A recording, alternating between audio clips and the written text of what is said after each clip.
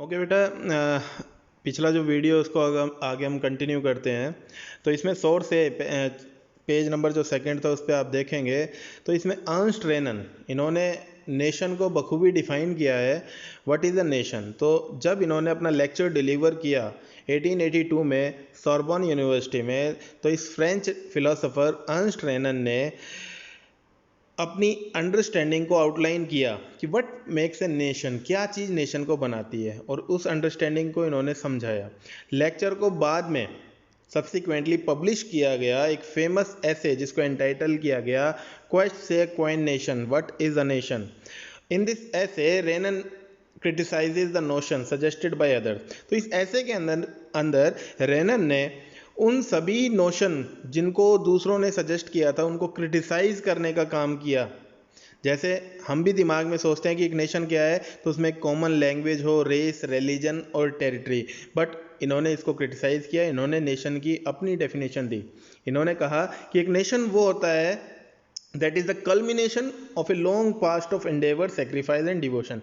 जो कल्मिनेशन एक रिजल्ट है लंबे पास्ट जिसमें लोगों ने एंडेवर किए, अपने प्रयास किए, सेक्रीफाइस किए, डिवोशन दिखाई। एक हीरोइक पास्ट, महान आदमी, ग्लोरी, ये एक सोशल कैपिटल है जिसके ऊपर नेशनल आइडिया बेस करता है। To have common glories in the past, to have a common will in the present, to have perform great deeds together, to wish to perform still more, these are the essential conditions of being a people.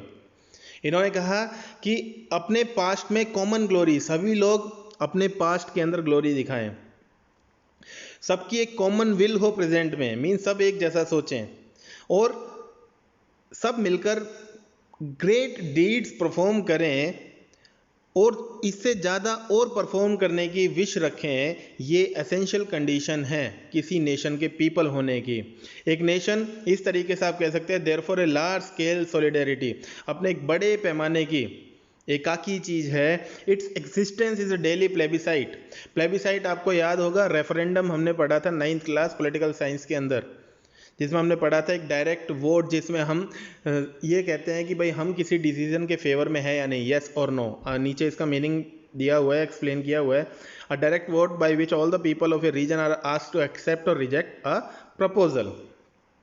तो इसकी जो existence है nation की, वो एक daily plebiscite है, mean लोग decide करें। A province is its inhabitants. एक प्रोविंस जो है नेशन का, वो उसके खुद के लोग हैं। If anyone has the right to be consulted, it is the inhabitant. और इस वजह से अगर किसी से कंसल्ट करने का किसी के पास अधिकार होना चाहिए तो वो इसके इनहेबिटेंट, इसके निवासी, इसके लोग हैं। A nation never has any real interest in annexing or holding on to a country against its will. और एक नेशन जो है उसमें कभी भी उसका जो रियल इंटरेस्ट है वो किसी दूसरी कंट्री को उसकी विल के खिलाफ अनेक्स, उसके ऊपर कब्जा करना या उसको होल्ड करने का, उसकी विल कभी भी नहीं होनी चाहिए। The existence of Nations is a good thing, a necessity even. और आगे ये बोल रहे हैं कि नेशंस की जो एग्जिस्टेंस है वो बड़ी अच्छी बात है और रियल में एक नेसेसिटी जरूरी भी है। Their existence is a guarantee of liberty which would be lost if the world had only one law and only one master.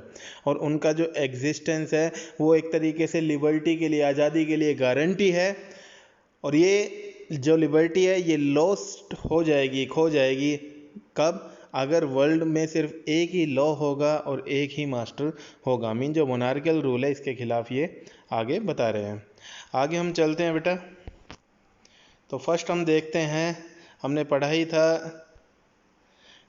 जो फर्स्ट रेवोल्यूशन रही, दैट वाज फ्रेंच रेवोल्यूशन। तो नेशनलिज्म में French revolution का अच्छा role रहा, वो ही हम आगे देखते हैं।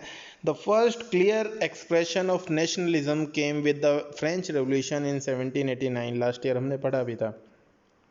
तो सबसे पहला जो क्लियर एक्सप्रेशन नेशनलिज्म को लेकर रहा वो 1789 14 जुलाई, जो आपको याद होगा, फ्रेंच रेवोल्यूशन से हुआ। फ्रांस, जैसा आपको याद होगा, एक फुल फ्लैज टेरिटोरियल स्टेट हुआ करता था 1789 में, और एक एब्सोल्यूट मोनार्क के अंडर ये चल रहा था। आपको याद होगा लुई 16। पॉलिटिकल और कॉन्स्टिट्यूशनल जो चेंजेस थे जो फ्रेंच रेवोल्यूशन के दौरान आए, इसकी वजह से मोनार्की से जो ट्रांसफ़र था सॉवेरेनिटी का, वो एक फ्रेंच सिटीजन्स की बॉडी के अंदर गया। आपको याद होगा national assembly, convention etcetera. Revolution ने प्रोक्लेम किया कि ये लोग होते हैं, it was the people who would henceforth constitute the nation and shape it's destiny. और लोगों ने प्रोक्लेम किया था इस रेवोल्यूशन ने कि अब लोग होंगे जो एक नेशन को कॉन्स्टिट्यूट करेंगे, इसकी डेस्टिनी को शेप देने का काम करेंगे। और बहुत शुरुआत से, from the very beginning, French जो रेवोल्यूशनरीज रहे उन्होंने बहुत सारे अलग अलग मेजर्स और प्रैक्टिसेस को इंट्रोड्यूस किया, जिससे एक कलेक्टिव आइडेंटिटी को क्रिएट या कलेक्टिव आइडेंटिटी की सेंस को क्रिएट किया जा सकता था फ्रेंच पीपल के अंदर। और ये जो आइडियाज थे उनमें फर्स्ट जो था ला पैत्री, फादरलैंड, ली सिटिजन सिटीजन, इन्होंने एम्फेसाइज किया एक यूनाइटेड कम्युनिटी की नोशन को जो इक्वल राइट्स एंजॉय करें एक नए कॉन्स्टिट्यूशन के अंडर, ऐसा कॉन्स्टिट्यूशन जो खुद लोगों ने बनाया हो। एक new French flag, try colour जिसको कहा जाता, उसे चूज़ किया गया। पहले पुराने जो रॉयल स्टैंडर्ड का जो फ्लैग था उसकी बजाय स्टेट जनरल्स को इलेक्ट किया गया एक्टिव सिटीजन्स की जो बॉडी थी उसके जरिए, और इसको अलग से नाम देकर नेशनल असेंबली रखा गया। न्यू हिम्स जो थी कंपोज की गई, ओथ जो आप शपथ लेते हैं वो ली गई, मर्टियर्स जो भी लोग शहीद हुए उनको कममरेटेड, उनको याद किया गया, उनको सम्मान दिया गया, सब किस नाम पर? All in the name of the nation. एक सेंट्रलाइज एडमिनिस्ट्रेटिव सिस्टम को प्लेस किया गया और इस सिस्टम ने यूनिफॉर्म लॉज जो सभी सिटीजन्स जो इस टेरिटरी के अंदर रहते थे उनके लिए इक्वल जो कानून थे उनको फॉर्मुलेट किया। इंटरनल जो कस्टम ड्यूटीज थी और जो भी ड्यूज थे, लोगों के ऊपर कर्ज थे, उनको एबोलिश किया गया और एक uniform system of weight and measures, mean वजन का और जो भी लंबाई हम मापते हैं वो सब मेजर का एक यूनिफॉर्म सिस्टम अडॉप्ट किया गया। बाद में हम इसके बारे में और पढ़ेंगे भी। रीजनल जो डायलेक्ट थे, मीन क्षेत्रीय जो भी बोलियां थी उनको डिस्करेज किया गया और इनकी जगह फ्रेंच जो मेनली पेरिस में बोली और लिखी जाती थी, ये ही पूरे नेशन की कॉमन लैंग्वेज बनी। मीन एक ही लैंग्वेज पर जोर दिया गया। रेवोल्यूशनरीज ने आगे डिक्लेयर किया कि ये फ्रेंच नेशन का मिशन है और उनकी डेस्टिनी है कि वो बाकी पूरे यूरोप के जो लोग हैं उनको डिस्पोटिज्म, वही मोनार्कियल फॉर्म ऑफ रूल से आज़ाद कराएं, लिबरेट कराएं, या दूसरे शब्दों में आप कह सकते हैं कि अब इन्होंने मान लिया था कि इनकी ड्यूटी थी कि वो यूरोप के बाकी दूसरे लोगों की हेल्प करें नेशन बनाने में। When the news of the events in France reached the different cities of Europe, students and other members of educated middle classes began setting up Jacobin clubs। आपको जैकोबिन क्लब याद होगा, पिछली साल हमने पढ़ा था फ्रांस के अंदर ही फ्रेंच रेवोल्यूशन में। तो जब फ्रांस के इवेंट्स की न्यूज़ बाकी यूरोप की अलग अलग सिटीज़ में पहुंची तो उन सिटीज़ के स्टूडेंट्स और दूसरे जो एजुकेटेड मिडिल क्लास के मेंबर थे उन्होंने अपने जैकोबिन क्लब सेटअप करने शुरू किए। उनकी एक्टिविटीज़ और जो कैंपेन्स थी उन्होंने फ्रेंच आर्मीज़ के लिए एक रास्ता तैयार किया, जिसके जरिए French armies Holland, Belgium, Switzerland और अधिकतर इटली के हिस्सों तक पहुंच गई 1790s के डेकेड में। और रेवोल्यूशनरी वार्स के आउटब्रेक के साथ फ्रेंच आर्मीज़ ने नेशनलिज्म के आइडिया को अब्रोड दूसरे देशों में ले जाने का काम भी किया। ये मैप है, ज़रा आप देखेंगे थोड़ा पुराना है, इसमें आपको एम्पायर दिखेंगे, Austrian empire, Ottoman empire etcetera, और बाद में फिर अलग अलग जो नेशन स्टेट इनमें से बने। Within the wide swath of territory that came under his control, Napoleon set about introducing many of the reforms that he had already introduced in France।